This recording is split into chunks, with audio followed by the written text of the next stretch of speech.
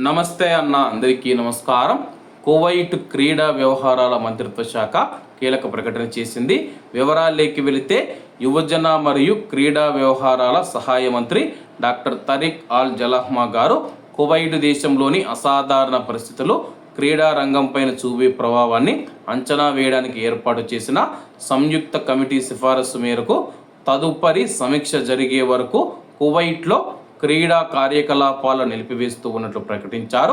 క్రీడల ప్రజా ప్రాధికార సంస్థ పబ్లిక్ అథారిటీ ఫర్ స్పోర్ట్స్ పరిణామాలను పర్యవేక్షించడానికి మరియు క్రీడా కార్యకలాపాలను సురక్షితంగా పునఃప్రారంభించడానికి సరైన సమయం మరియు షరతులను నిర్ణయించడానికి జరుగుతూ ఉన్న నిరంతర ప్రయత్నాలలో భాగంగానే కమిటీ వీక్లీ సమావేశాలు జరుగుతూ ఉన్నాయని చెప్పి ధృవీకరించింది.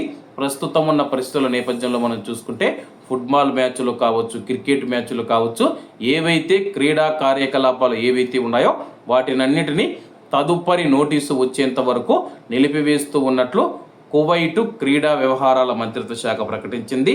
క్రీడా కార్యక్రమాల పునరాగమనాన్ని, అందులో పాల్గొనే వారందరి భద్రత మరియు శ్రేయస్సును దృష్టిలో ఉంచుకొని సమతుల్యం చేసుకోవాల్సిన ప్రాముఖ్యతను నొక్కి చెబుతూ కమిటీ తాజా ప్రాంతీయ పరిణామాలు మరియు క్రీడా రంగం పైన వాటి ప్రభావాలను సమీక్షించిందని చెప్పేసి సంస్థ పేర్కొంది.